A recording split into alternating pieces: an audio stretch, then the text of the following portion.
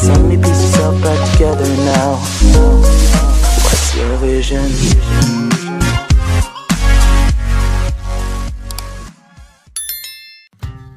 Assalamualaikum warahmatullahi wabarakatuh.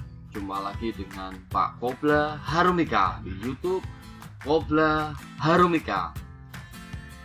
Di video kali ini, Bapak Ibu, teman-teman sekalian, kita akan membahas tentang materi, kisi-kisi, dan bobot soal tentang ASN P3K. Tentunya teman-teman pasti sudah paham tentang apa itu P3K, tapi di video kali ini kita akan berbagi dan sama-sama belajar tentang materi, kisi-kisi, dan bobot soal P3K. Bagaimana materi dan penjelasannya, kita bersama-sama simak di video berikut ini. Nah, baik, kita review lagi teman-teman tentang apa itu P3K dan landasan hukum P3K. Landasan hukumnya yang pertama ada Peraturan Pemerintah Republik Indonesia Nomor 49 Tahun 2018 tentang manajemen P3K. Nah, di sana jika kita membuka tentang manajemen P3K, pasti di sana akan dijelaskan apa itu P3K, bagaimana sistemnya, bagaimana tentang soalnya bagaimana. Nah, silakan teman-teman bisa membuka di Peraturan Pemerintah Nomor 49 Tahun 2018. Landasan hukum yang kedua yaitu Peraturan Presiden Republik Indonesia Nomor 98 ya tahun 2020 tentang gaji dan tunjangan P3K. Ini yang paling penting ya, yang teman-teman pasti cari-cari dan bagaimana tentang P3K itu, karena menurut informasi dari teman-teman saya bahwa P3K itu gimana sih? Enaknya gimana?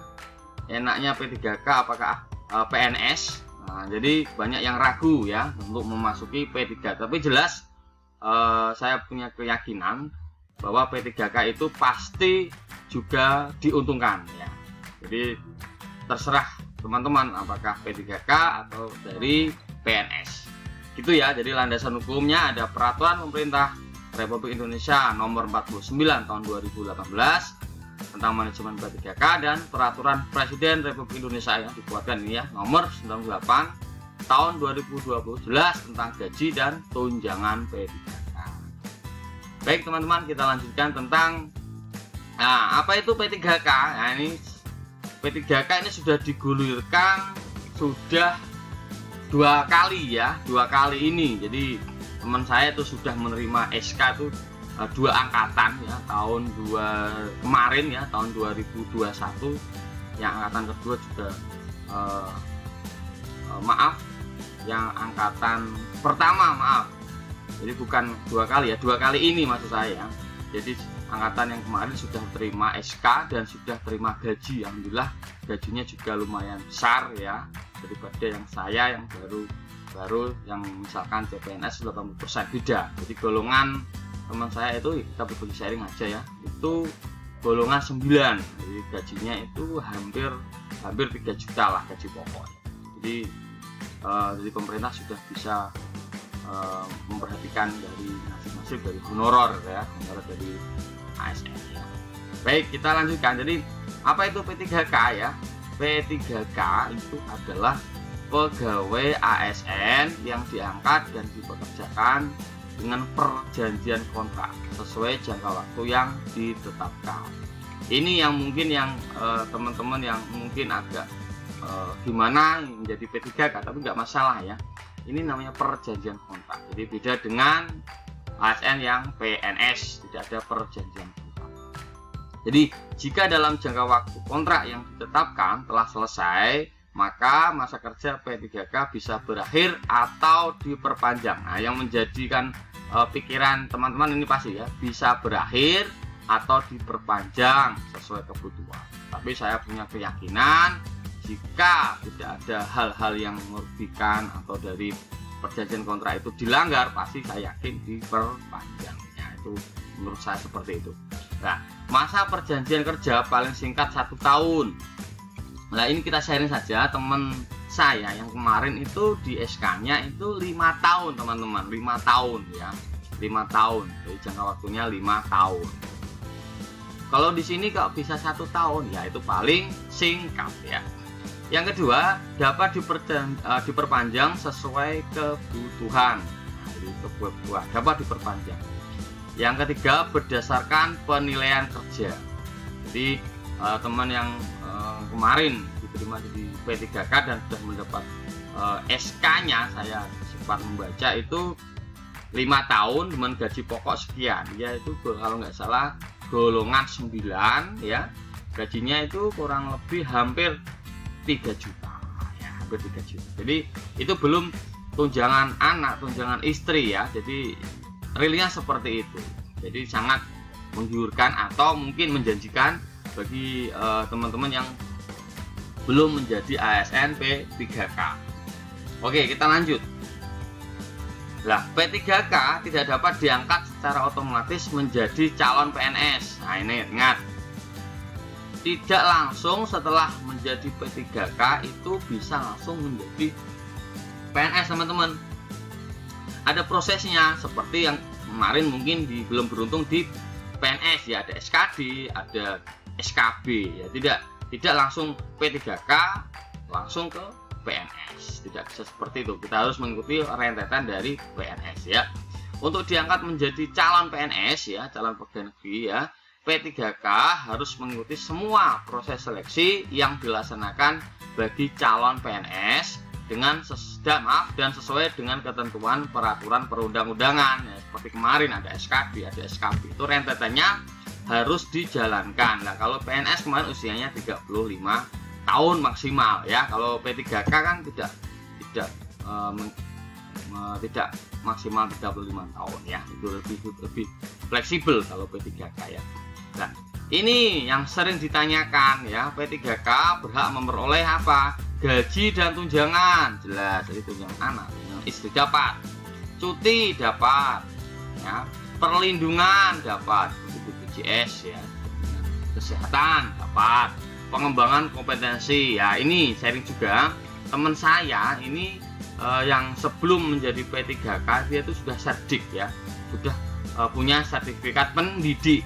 Nah, teman-teman guru ya tentunya ya. Nah, pertanyaannya apakah serdiknya itu bisa cair, Bapak? Bisa.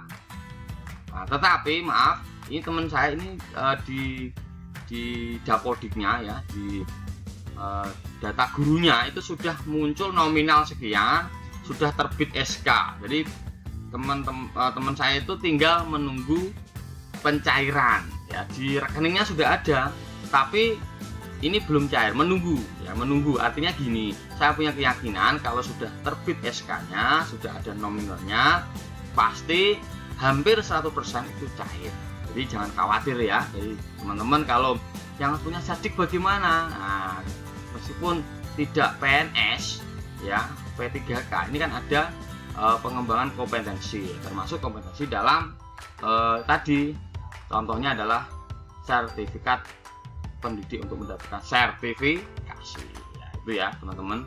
Baik, kita lanjutkan. Nah, dalam hal ini yang perbedaan PNS dan P3K adalah, nah ini PNS mendapatkan jaminan pensiun sementara P3K tidak mendapatkannya. Ini yang masih dikaji teman-teman ya. Dari penjelasan awal memang kalau PNS dapat pensiun, yang bedanya itu kalau P3K tidak mendapatkannya.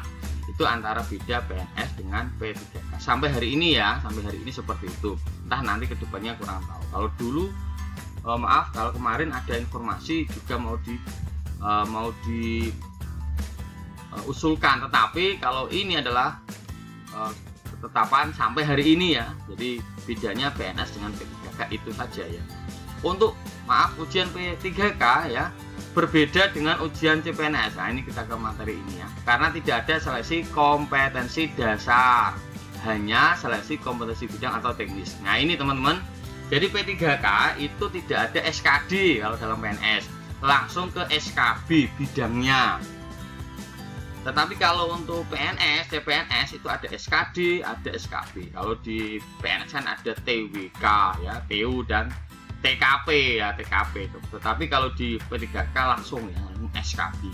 Nah, nanti kita bahas SKB-nya dalam P3K itu apa saja, kita bahas di video ini ya. Tentang soal sabar dulu teman-teman ya. Nah, dari Bapak Ibu untuk soal-soal di video saya ini nanti akan kita share, kita akan berbagi, saling belajar ya setelah penjelasan ini. Jadi sabar dulu ya, biar kita paham dulu. Kita lanjut. Nah, ini yang paling penting ya. Ujian seleksi P3K meliputi ini ada 1, 2, 3, 4, 5 konten ya, tipe konten. Yang pertama ini kompetensi teknis sesuai mata pelajaran. Kalau di SD SD, kalau di SMP SMP, mapel sama guru kelas ya. Ini butir soalnya 50, waktunya 60 menit.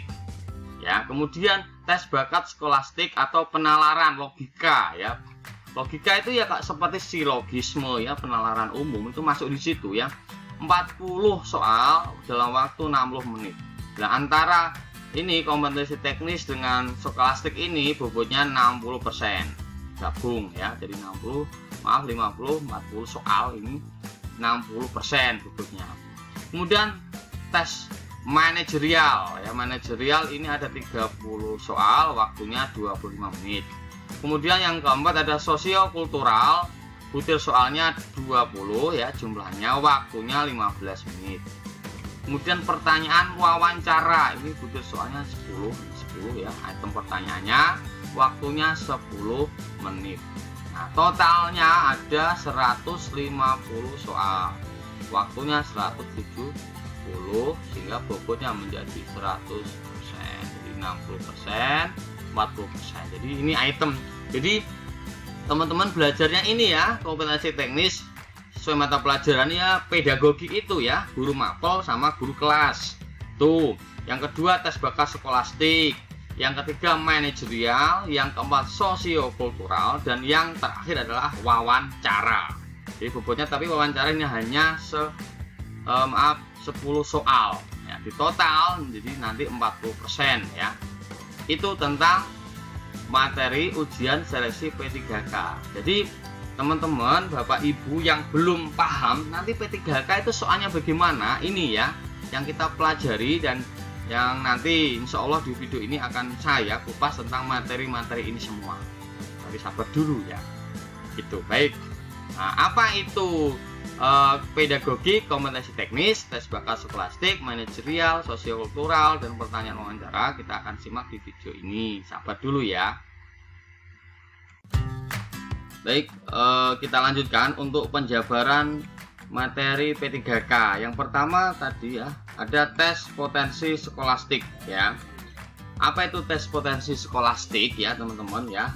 Itu jadi tes potensi skolastik itu sebuah tes yang bertujuan untuk menguji kemampuan dasar peserta dalam logika, analisis, dan lainnya. Nah, jadi untuk mengukur atau menguji kemampuan menganalisis dan melogika. Ini itu logika dan analisis, memahami ya. Ini. Nah, itu ada meliputi penalaran umum, pengetahuan kuantitatif, pengetahuan dan pemahaman umum, dan pemahaman bacaan dan menulis. Jadi seperti silogisme ya. Jadi ada tes potensi skolastik ada 4, meliputi penalaran umum, pengetahuan kuantitatif, pengetahuan dan pemahaman umum, dan pemahaman bacaan dan menulis. Itu tentang materi yang pertama. Yang kedua, kita lanjut tentang kompetensi manajerial. Itu apa, Pak? Teman-teman, Bapak Ibu ya. Kompetensi manajerial itu pengetahuan, keterampilan, dan sikap perilaku yang dapat diamati, diukur, dikembangkan untuk memimpin dan atau mengelola unit organisasi. Jadi diamati, diukur, dikembangkan untuk mengelola unit organisasi. Ini meliputi apa?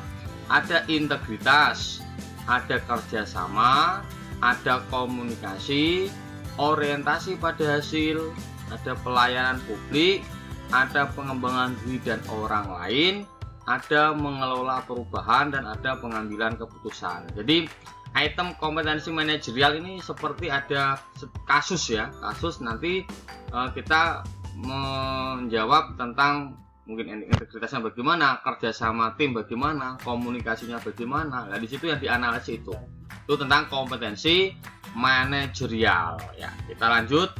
Yang ketiga ada kompetensi sosiokultural.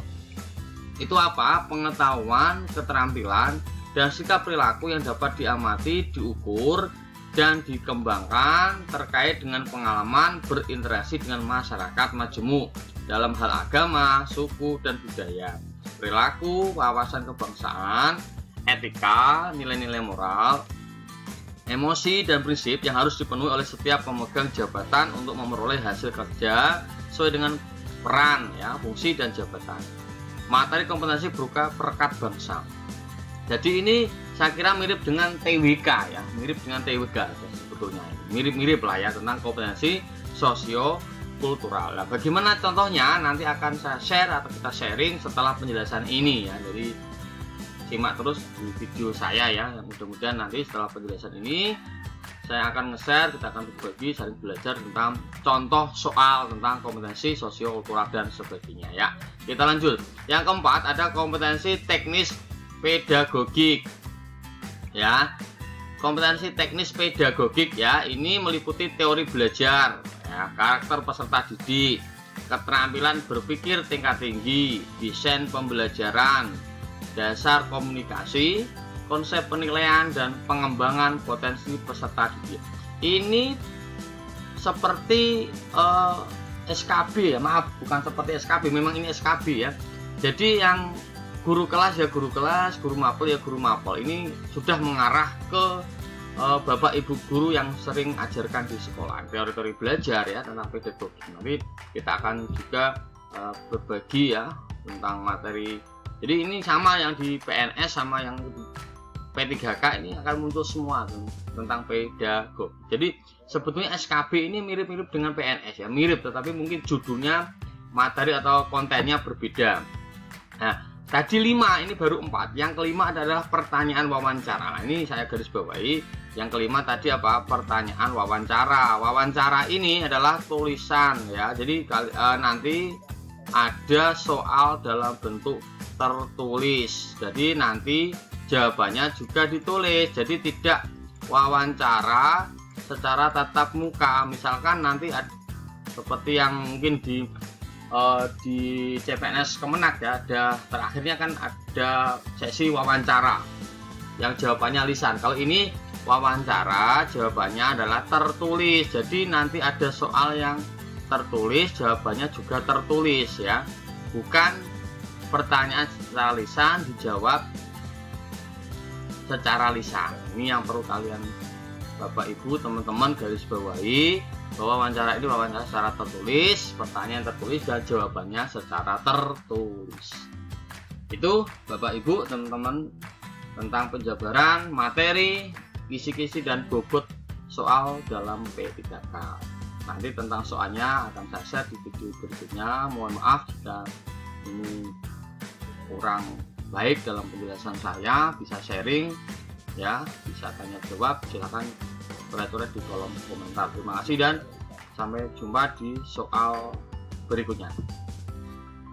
Dan assalamualaikum warahmatullahi wabarakatuh.